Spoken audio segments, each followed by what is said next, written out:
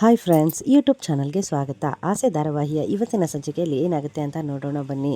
ರಂಗನಾಥ್ ಮತ್ತು ಅವರು ಶಾಂತಿಯವರು ಅಲ್ಲಿ ಕೂತಿರ್ತಾರೆ. ಆಗ ಮೀನಾ ಅವರು ಅಲ್ಲಿ ದುಡ್ಡು ತೊಗೊಂಡು ಬಂದು ಮಾವ ಅವ್ರಿಗೆ ಹೇಳ್ತಾ ಇರ್ತಾರೆ, ಅದೇ ಮಾವ ನನಗೊಂದು ಆರ್ಡ್ರ್ ಸಿಕ್ಕಿದೆ ಅಲ್ವಾ, ಅದಕ್ಕೆ ನಾನು ಹೋಗಬೇಕು ಅಂತ ಹೇಳಿದ್ನಲ್ಲ, ದುಡ್ಡೆಲ್ಲ ಅರೇಂಜ್ ಆಗಿದೆ, 2.5 ಲಕ್ಷ, ನಾನೀಗ ಹೋಗ್ತಾ ಇದ್ದೀನಿ ಅಂತ ಹೇಳ್ತಾ ಇರ್ತಾರೆ. ಆಗ ಶಾಂತಿಯವರು ಅದನ್ನು ತುಂಬ ಶಾಕ್ ಆಗಿ ಯೋಚನೆ ಮಾಡ್ತಾ ಇರ್ತಾರೆ, ದುಡ್ಡು ಎಲ್ಲಿಂದ ಅಡ್ಜಸ್ಟ್ ಆಯಿತು ಅಂತ ಹೇಳಿಬಿಟ್ಟು. ಆಗ ಮೀನಾ ಅವ್ರಿಗೆ ಶಾಂತಿಯವರು ತಳೆದ್ಬಿಟ್ಟು, ಅಲ್ಲ ನೀನು ಈ ಥರ ರೋಡಲ್ಲಿ ಯಾಕೆ ಹೋದರೆ ನಿಮಗೆ ಹೊಟ್ಟೆಗೆ ಯಾರು ಹಾಕ್ತಾರೆ, ಯಾರು ತಿನ್ನಿಸ್ತಾರೆ ಅಂತ ಕೇಳ್ತಾರೆ. ಆಗ ರಂಗನಾಥ್ ಅವ್ರು ಹೇಳ್ತಾರೆ, ಡೈಲಿ ಹಂಗಾದರೆ ನಿನಗೆ ಮೀನನ್ನೇ ತಿನ್ನಿಸ್ತಿದ್ಲಾ ಅಂತ ಹೇಳಿದಾಗ, ತಿನ್ನಿಸ್ತಿದ್ದಲ್ಲ, ಮಾಡಿಟ್ಟು ಹೋಗಬೇಕು ತಾನೇ ಅಂತ ಹೇಳಿದಾಗ ಮೀನಾ ಅವ್ರು ಹೇಳ್ತಾರೆ, ಇಲ್ಲ ಅತ್ತೆ, ನಾನು ಆಲ್ರೆಡಿ ತಿಂಡಿ ಮಾಡಿಟ್ಟಿದ್ದೀನಿ ಅಂತ ಹೇಳ್ತಾರೆ. ಅದಕ್ಕೆ ರಂಗನಾಥ್ ಅವ್ರು ಹೇಳ್ತಾರೆ, ಎಲ್ಲ ಮೀನಾ ಅವಳ ಕೆಲಸನ ಎಲ್ಲ ಪಕ್ಕ ಕರೆಕ್ಟಾಗಿ ಮಾಡಿಟ್ಬಿಟ್ಟೆ ಹೋಗ್ತಾ ಇರೋದು ಅಂತ ಹೇಳ್ತಾರೆ. ನೀನು ಹೊರಡಮ್ಮ ಕಂದ, ನೀನು ಹೊರಡು ಅಂತ ಹೇಳಿಬಿಟ್ಟು ರಂಗನಾಥ್ ಅವರು ಮೀನಾ ಅವ್ರನ್ನ ಕಳಿಸ್ತಾರೆ. ಆಗ ಶಾಂತಿಯವರು ಯೋಚನೆ ಮಾಡಿಕೊಂಡು ಗುಣ್ಗುಡ್ತಾ ಇರ್ತಾರೆ. ಮೊದಲೇ ಫೋನ್ ಮಾಡಬೇಕು ವಿಶಾಲಾಕ್ಷಿ ಅವ್ರಿಗೆ ಅಂತ ಹೇಳಿಬಿಟ್ಟು ಗುಣ್ಗೊಡ್ತಾ ಇರ್ತಾರೆ. ಆಗ ರಂಗನಾಥ್ ಅವರು, ಯಾರಿಗೋ ಫೋನ್ ಮಾಡಬೇಕು ಅಂತ ಹೇಳ್ತಾ ಇದೆಯಾ ಅಂತ ಹೇಳಿದಾಗ, ಇಲ್ಲ ಕಣ್ರಿ, ಇವತ್ತು ನಾನು ಡ್ಯಾನ್ಸ್ ಕ್ಲಾಸಿಗೆ ಹೋಗೋದಿಲ್ವಲ್ಲ, ಅದಕ್ಕೆ ಕಸ್ತೂರಿಗೆ ಫೋನ್ ಮಾಡಬೇಕು ಅಂತ ಹೇಳಿಬಿಟ್ಟು ಫೋನ್ನ ಹೊರಗಡೆ ತೊಗೊಂಬಂದ್ಬಿಟ್ಟು ಅವರು ವಿಶಾಲಾಕ್ಷಿ ಅವ್ರಿಗೆ ಫೋನ್ನ ಮಾಡ್ತಾ ಇರ್ತಾರೆ. ಅದಕ್ಕಿಂತ ಮುಂಚೆ ಇವರು ವಿಶಾಲಾಕ್ಷಿ ಅವರು ದುಡ್ಡನ್ನು ತೊಗೊಂಡ್ಬಿಟ್ಟು ಛತ್ರದ ಹತ್ರ ಹೋಗ್ಬಿಟ್ಟು ಮ್ಯಾನೇಜರ್ ಹತ್ರ ಮಾತಾಡ್ತಾ ಇರ್ತಾರೆ. ಆಗ ಮ್ಯಾನೇಜರ್ ಹೇಳ್ತಾ ಇರ್ತಾರೆ, ಇಲ್ಲ ಮೀನಾ ಅವರು ಕೂಡ ಬರಬೇಕು, ಇಬ್ಬರು ಬಂದ ಮೇಲೆ ಕೂಡ ಮಾತಾಡೋಕ್ಕಾಗುತ್ತೆ ಅಂತ ಹೇಳ್ತಾ ಇರ್ತಾರೆ. ಆಗ ವಿಶಾಲಾಕ್ಷಿ ಅವರು ಹೇಳ್ತಾ ಇರ್ತಾರೆ, ಅಲ್ಲ ದುಡ್ಡನ್ನು ನಾನು ತಾನೇ ತಂದಿರೋದು, ಮೊದಲೇ ಅವಳು ಇನ್ನೇನು 10-20 ಸಾವಿರನ ತರ್ತಾಳೆ ಅಷ್ಟೇ ಅಂತ ಹೇಳಿದಾಗ, ಇಲ್ಲ ಮೀನಾ ಅವ್ರು ಬರಲಿ, ಬಂದಮೇಲೆ ಮಾತಾಡೋದು, ಅದು ಲಕ್ಕಿ ಡ್ರಿಪ್ ಅಂತ ಹಾಕ್ತೀವಿ ಅಂತ ಹೇಳಿದಾಗ ವಿಶಾಲಾಕ್ಷಿ ಅವರು, ಚೀಟಿ ಬರೆದಾಕ್ತೀವಿ ಅಂತ ಹೇಳ್ರಿ ಅಂತ ಹೇಳ್ತಾ ಇರ್ತಾರೆ. ಹೌದು ಅಂತ ಹೇಳಿಬಿಟ್ಟು ಮೀನಾ ಅವ್ರಿಗೋಸ್ಕರ ವೆಯ್ಟ್ ಮಾಡ್ತಾ ಇರ್ತಾರೆ. ಆಗ ವಿಶಾಲಾಕ್ಷಿ ಅವ್ರಿಗೆ ಮನೆಯಿಂದ ಶಾಂತಿ ಅವ್ರ ಕಡೆಯಿಂದ ಒಂದು ಫೋನ್ ಬರುತ್ತೆ. ಆಗ ಅವ್ರು ಹೇಳ್ತಾ ಇರ್ತಾರೆ, ನೀವು ಆಗಲ್ಲ ಅಂತ ಹೇಳಿದ್ರಲ್ಲ, ಮೀನಾ ದುಡ್ಡು ತೊಗೊಂಡು ಅರೇಂಜ್ ಮಾಡಿಕೊಂಡು ಹೊರಟ್ಲು ಇಲ್ಲಿಂದ ಅಂತ ಹೇಳ್ತಾ ಇರ್ತಾರೆ. ಅದಕ್ಕೆ ಏನಕ್ಕೆ ಕಳಿಸಿದ್ರಿ ನೀವು ಅಂತಂದರೆ, ಅದೇ ನಾಯಿ ಮರಿನ ನಾನು ಕಟ್ಟಾಕೋದಕ್ಕೆ ಇರೋಕ್ಕೆ ಅಂತ ಹೇಳ್ತಾ ಇರ್ತಾರೆ. ಮತ್ತು ಹೆಂಗೆ ಓದ್ಲು, ಯಾವುದ್ರಲ್ಲಿ ಓದ್ಲು ಅಂತ ಹೇಳಿದಾಗ, ಬೈಕಲ್ಲಿ ಬೇಡ, ಆಟೋದಲ್ಲಿ ಹೋಗ್ತೀನಿ, ಕೈಯಲ್ಲಿ ದುಡ್ಡಿದೆ ಅಂತ ಹೇಳಿಬಿಟ್ಟು ಆಟೋ ಬುಕ್ ಮಾಡಿಕೊಂಡು ಆಟೋದಲ್ಲಿ ಬರ್ತಾ ಇದ್ದಾಳೆ ಅಂತ ಹೇಳ್ತಾರೆ.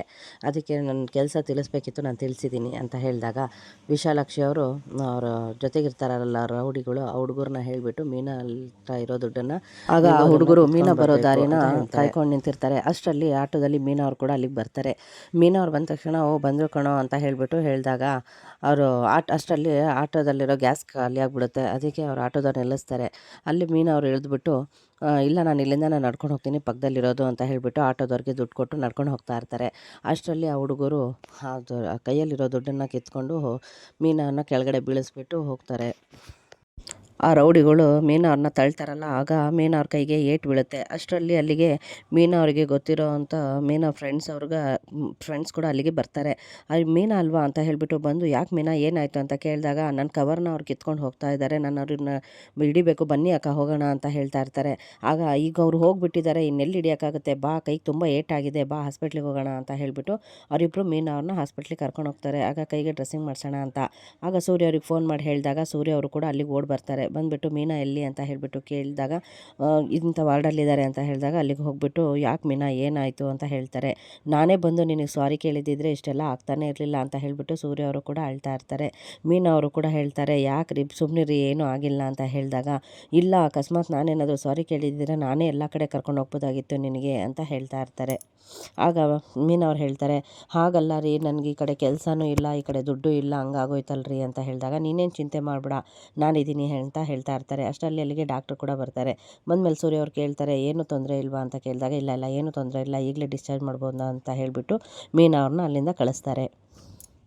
ಆಗ ಮನೆಗೆ ಮೀನಾ ಅವ್ರನ್ನ ಕರ್ಕೊಂಬರ್ತಾರೆ ಸೂರ್ಯ ಅವರು. ಆಗ ರಂಗನಾಥ್ ಅವ್ರು ಬಂದುಬಿಟ್ಟು, ಯಾಕೋ ಏನಾಯಿತು, ಹೇಗಾಯಿತು ಇದು ಅಂತ ಹೇಳಿದಾಗ ಮೀನಾ ಅವರು ಇರೋ ವಿಷಯ ಎಲ್ಲ ಹೇಳ್ತಾರೆ. ಆ ದುಡ್ಡನ್ನು ಕೊಡೋದಕ್ಕೆ ಅಂತ ಹೋಗ್ತಾ ಇದ್ದೆ, ಆವಾಗ ಅಲ್ಲಿಗೆ 2 ರೌಡಿಗಳು ಬಂದುಬಿಟ್ಟು ನನ್ನ ಕೈಯಲ್ಲಿರೋ ದುಡ್ಡನ್ನು ಇಸ್ಕೊಂಡ್ರು. ಅಲ್ಲಮ್ಮ ಮೀನಾ, ನೀನು ಆಟೋದಲ್ಲಿ ತಾನೇ ಹೋಗ್ತಾ ಇದ್ದೆ, ಅದು ಹೇಗೆ ಅಂತ ಹೇಳಿದಾಗ, ಇಲ್ಲ ಆಟೋ ಈ ಥರ ಕೆಟ್ಟೋಯ್ತು, ಗ್ಯಾಸ್ ಖಾಲಿ ಆಗೋಯ್ತು, ಆವಾಗ ನಾನು ಪಕ್ಕದ ರೋಡಲ್ಲೇ ಇರೋದಲ್ವಾ ಅಂತ ಹೇಳಿಬಿಟ್ಟು ನಡ್ಕೊಂಡು ಹೋಗ್ತಾ ಇದ್ದೆ. ಆಗ ಇಬ್ಬರು ರೌಡಿಗಳು ಬಂದುಬಿಟ್ಟು ನನ್ನನ್ನು ಬೀಳಿಸಿ ಕೈಯಲ್ಲಿರೋ ದುಡ್ಡನ್ನು ಕಿತ್ಕೊಂಡು ಹೋದ್ರು ಅಂತ ಹೇಳ್ತಾ ಇರ್ತಾರೆ. ಅಷ್ಟರಲ್ಲಿ ಸೂರ್ಯ ಅವರು ಹೇಳ್ತಾ ಇರ್ತಾರೆ, ಅಲ್ಲ ನೀನು ಹೋಗ್ತಾ ಇದ್ದಿದ್ದು ಆಟೋದಲ್ಲಿ, ನಿನ್ನ ಹತ್ರ ದುಡ್ಡಿರೋದು ಗೊತ್ತಿರೋದು ಮನೆಯವ್ರಿಗೆ ಅಷ್ಟೇ ಗೊತ್ತಿದ್ದಿದ್ದು, ಅದು ಹೊರಗಡೆ ಅವ್ರು ಹೇಗೆ ತೊಗೊತಾರೆ ಅಂತ ಹೇಳ್ತಾ ಇರ್ತಾರೆ. ಆಗ ರೋಹಿಣಿ ಅವರು, ಕತ್ತಲ್ಲಿರೋ ಸರಾನೇ ಬಿಡೋದಿಲ್ಲ ಅಂಥದ್ರಲ್ಲಿ ಕೈಯಲ್ಲಿರೋ ದುಡ್ಡು ಬಿಡ್ತಾರಾ ಅಂತ ಹೇಳ್ತಾ ಇರ್ತಾರೆ. ಆಗ ಸೂರ್ಯ ಅವರು ಕೂಡ ಹೇಳ್ತಾರೆ, ಹೌದು ಹೌದು, ಕತ್ತಲ್ಲಿರೋ ಸರ ಗೋಲ್ಡೋ ರೋಲ್ಡ್ ಗೋಲ್ಡ್ ಅಂತಾನೆ ನೋಡೋದಿಲ್ಲ ಅಂಥದ್ರಲ್ಲಿ ಇದನ್ನು ಬಿಡೋದಿಲ್ಲ, ಇದು ಏನೋ ಇದೆ ಇದರಲ್ಲಿ ಮಸ್ಲತ್ತು, ಇದನ್ನು ಕಂಡುಹಿಡಿಯೋವರೆಗೂ ನಾನು ಬಿಡಲ್ಲ ಅಂತ ಹೇಳ್ತಾ ಇರ್ತಾರೆ. ಆಗ ಶಾಂತಿಯವರು ಕೂಡ ಮನಸಲ್ಲೇ ಭಯ ಪಡ್ತಾ ಇರ್ತಾರೆ. ಆಗ ಮೀನಾ ಅವ್ರು ಹೇಳ್ತಾರೆ, ನಾನು ಕನಕ ಹತ್ರ ದುಡ್ಡನ್ನು ನಾನು ಸಾಲ ತೊಗೊಂಡಿದ್ದೆ, ಅದನ್ನು ಇನ್ನು 2-3 ದಿವಸದಲ್ಲಿ ನಾನು ಕೊಡಬೇಕು, ಹೇಗೆ ಕೊಡಬೇಕು ಅಂತ ಹೇಳ್ತಾ ಇರ್ತಾರೆ. ಆಗ ರಂಗನಾಥ್ ಅವರು, ಬಿಡಮ್ಮ ಹೋಗಲಿ, ಇದು ನನ್ನ ಸ್ಕೂಲಲ್ಲಿ ನಾನು ಅಡ್ವಾನ್ಸ್ ಆಗಿ ನಾನು ಸಾಲ ಕೇಳ್ತೀನಿ ಅಂತ. ಆಗ ಅಷ್ಟರಲ್ಲಿ ಶಾಂತಿಯವರು, ಹೌದು ನೀವು ಅಲ್ಲಿ ಸಾಲ ಕೇಳಿದ್ರೆ ಜೀವನ ಪರ್ಯಂತ ಅಲ್ಲಿ ದುಡ್ಡಿಲ್ಲದೆ ದುಡಿಬೇಕಾಗುತ್ತೆ ಅಂತ ಹೇಳ್ತಾ ಇರ್ತಾರೆ. ಬೇಡ ಬಿಡು, ಮನೇಲಿರೋ ಗೋಲ್ಡನ್ನೇ ಕೊಡು, ಇಟ್ಬಿಟ್ಟು ಅವಳು ಸಾಲ ತೀರಿಸ್ಕೊಳ್ಳಿ ಅಂತ ಹೇಳಿದಾಗ, ಇಲ್ಲ ನಾನು ಯಾವುದನ್ನು ಕೊಡೋದಕ್ಕೆ ಆಗೋದಿಲ್ಲ, ಅದೆಲ್ಲ ನಂದು ಅಂತ ಹೇಳ್ತಾ ಇರ್ತಾರೆ. ಆಗ ಮೀನವರು, ಬೇಡಮ್ಮವ, ಅತ್ತೆನೇ ಪ್ರೀತಿಯಿಂದ ಕೊಟ್ಟರು ನಾನು ಅದನ್ನು ತಗೊಳ್ಳೋದಿಲ್ಲ ಅಂತ ಹೇಳ್ತಾರೆ. ಮೀನಾ ಮತ್ತು ಸೂರ್ಯ ಅವರು ಕೂಡ ಇಬ್ಬರು ಅದನ್ನೇ ಹೇಳ್ತಾ ಇರ್ತಾರೆ. ಆಗ ಆಯ್ತಾಯ್ತು, ಇವಾಗ ಹೋಗ್ಬಿಟ್ಟು ನನಗೆ ಮುದ್ದೆ ಮತ್ತು ಸಾಂಬಾರು ಮಾಡ್ಕೊಡ್ತೀನಿ ಅಂತ ಹೇಳಿದ್ದೆ, ಎದ್ಬಿಟ್ಟು ನನಗೆ ಮಾಡಿಕೊಡು ಅಂತ ಹೇಳ್ತಾ ಇರ್ತಾರೆ. ಆಗ ಅಲ್ಲಿ ಶ್ರುತಿಯವರು ಕೂಡ ಅವ್ರ ಅತ್ತೆನ ಬೈತಾ ಇರ್ತಾರೆ. ಅಲ್ಲ ಅವ್ರ ಕೈ ಶ್ರುತಿಯವರು ಮತ್ತು ರಂಗನಾಥ್ ಅವರು ಜೊತೆಗೆ ಸೇರ್ಕೊಂಡು ಹೇಳ್ತಾ ಇರ್ತಾರೆ, ಅವ್ಳ ಕೈ ಮುರ್ಕೊಂಡು ಬಂದಿದ್ದಾಳೆ, ಮಾಡ್ಕೊಡಿ ಅಂತ ಹೇಳ್ತೀರಾ, ಸ್ವಲ್ಪನೂ ನಿಮಗೆ ಮನುಷ್ಯತ್ವ ಇಲ್ವಾ ಅಂತ ಹೇಳ್ತಾ ಇರ್ತಾರೆ. ಆಗ ಸೂರ್ಯ ಅವರು ಹೇಳ್ತಾರೆ, ದಯವಿಟ್ಟು ಇನ್ನು 2-3 ದಿವಸ ಮೀನನ್ಗೆ ಯಾರು ಏನು ಕೆಲಸನೇ ಹೇಳಕ್ಕೆ ಹೋಗ್ಬಿಡಿ, ಅಷ್ಟು ಉಪಕಾರ ಮಾಡಿ ಸಾಕು ಅಂತ ಹೇಳಿಬಿಟ್ಟು ಮೀನಾನ ರೂಮಲ್ಲಿ ಕರ್ಕೊಂಡು ಹೋಗ್ತಾರೆ. ಆಗ ಮೀನಾ ಅವ್ರನ್ನ ಸೂರ್ಯ ಅವರು ಒಳಗಡೆ ಕರ್ಕೊಂಡು ಹೋಗ್ತಾರೆ.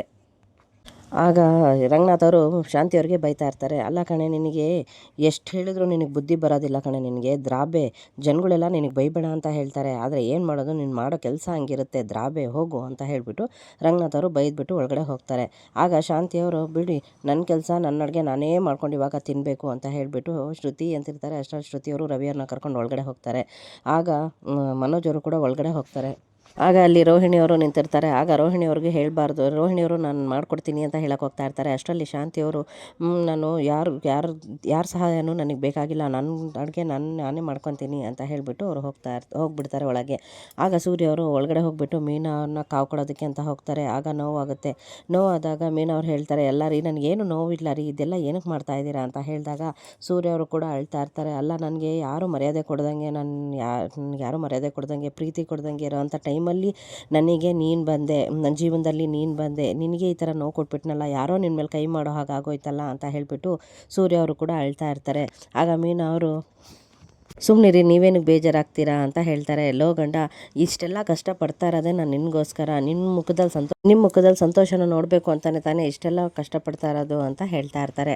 ಅಷ್ಟರಲ್ಲಿ ಅಲ್ಲಿ ವಿಶಾಲಾಕ್ಷಮ್ಮ ಅವರು ಹೋಗ್ಬಿಟ್ಟು, ಮೀನಾ ಬರೋದಿಲ್ಲ ಅಂತ ಹೇಳಿಬಿಟ್ಟು, ನಮ್ಮನ್ನೇನಕ್ಕೆ ಇಷ್ಟೊತ್ತು ಕಾಯಿಸ್ತಾ ಇದ್ದೀರಾ ಅಂತ ಹೇಳಿಬಿಟ್ಟು ಆ ಡೀಲ್ನ ವಿಶಾಲಾಕ್ಷಿಯವರು ಅವ್ರ ಕಡೆ ಮಾಡ್ಕೊತಾರೆ. ಓಕೆ ಫ್ರೆಂಡ್ಸ್, ಇವತ್ತಿನ ಸಂಚಿಕೆ ನಿಮ್ಗೆ ಏನಾದರೂ ಇಷ್ಟ ಆಗಿದರೆ ನನ್ನ ಚಾನಲ್ನ ಸಬ್ಸ್ಕ್ರೈಬ್ ಮಾಡ್ಕೊಳ್ಳಿ, ಹಾಗೆ ಲೈಕ್ ಮಾಡಿ, ಕಮೆಂಟ್ ಮಾಡಿ. Okay friends, thank you for watching.